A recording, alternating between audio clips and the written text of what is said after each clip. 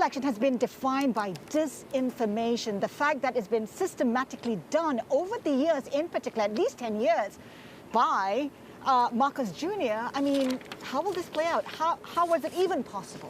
So I think what you're seeing in the Philippines is emblematic of every election that will happen globally this year. And you're talking about at least 32, I believe, right? And what this shows you is exactly how systematic information operations can impact and change reality in plain sight. You know, Rappler spent a lot of time looking at the data, looking at the evidence, and we saw that as early as 2014, not coincidentally, the same time that information warfare began in Crimea, right for the annexation.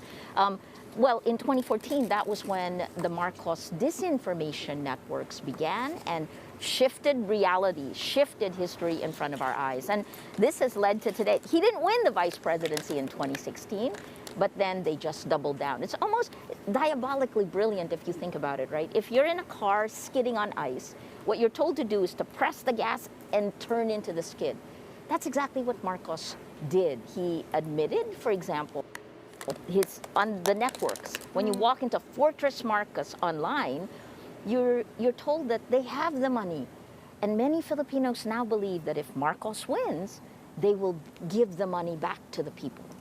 The thing is, who is responsible for it? Should big tech, technology companies be made accountable for what is happening now? Absolutely. I mean, I said this in the Nobel lecture that social media, the world's largest delivery platform of news is Facebook, right? And yet the algorithms that determine what you get on your feed, these algorithms literally splinter us apart and radicalize us. And because of the business model, the goal is to keep you scrolling. It's not to give you information, it's to hook you emotionally. And they do that, and this is an MIT study in 2018 that showed that lies laced with anger and hate spread faster and further than facts.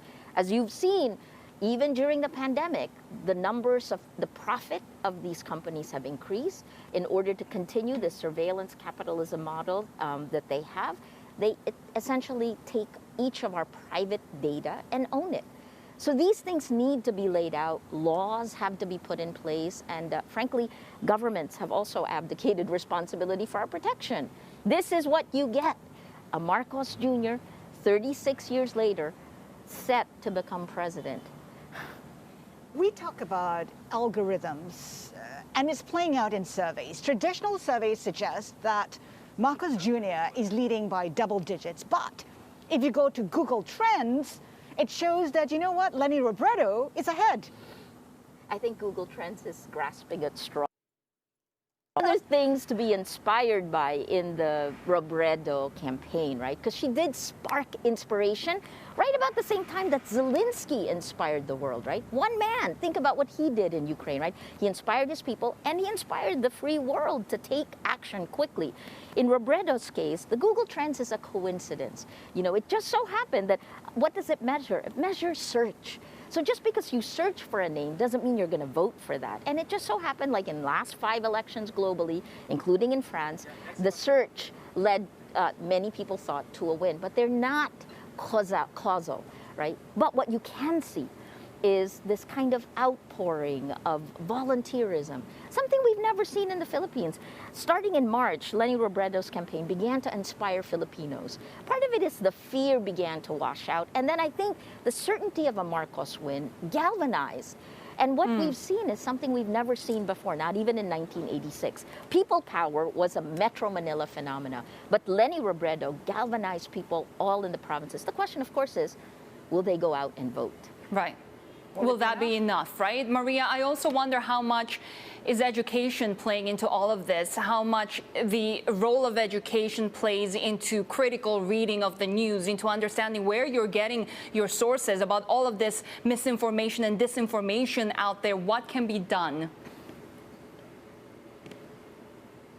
Education remains a constant problem, and it's a constant problem for our next generation of labor, for example, right? But that's not the main one. The game changer here is technology, because essentially this that gives you the information, right, bypasses your rational thinking. Facebook, YouTube, these are thinking fast platforms. You don't actually think when you're on them. The goal is to trigger your emotion, trigger moral outrage so that you share. And what does moral outrage do? It becomes mob rule. You don't think history, you don't think rationally on these platforms by design. That's how they make more money, right? So yes, all of the old world problems remain, but this game changer technology, the best description of the problem we face came from a biologist. His name is E.O. Wilson. He said, the greatest crisis we face is our Paleolithic emotions, our medieval institutions, and our godlike technology. Maria, in this age of godlike technology, what is the role for news sources, newspapers or news platforms of record, particularly when you take a look at situations where Rappler, for example, is unable to work together with the Commission on Elections? Do developments like that really worry you about disinformation, the ability to fact check?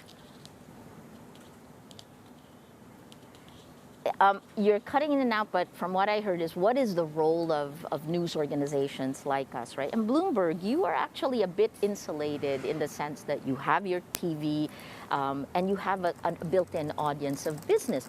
But for us, look, we lost the gatekeeping powers. We collectively, journalists, lost our gatekeeping powers around 2014. So we begin to create, we still create the journalism, which holds power to account, but the distribution is out of our hands. That is what is being used to insidiously manipulate every person in a democracy. And you're talking about mass scale, 3.2 billion if you look at Meta's accounts, right? What do? We're defenseless against the attacks against our credibility, the personal attacks. You know, it's the same tactic whether you're talking about Ukraine, the United States, the Philippines. It's you suppress, you pound to silence, whether you're talking about a journalist alone, right? This happened to me. You get attacked, pounded to silence, you take that meta-narrative out. So suppress, that's the first step. The second step is replace.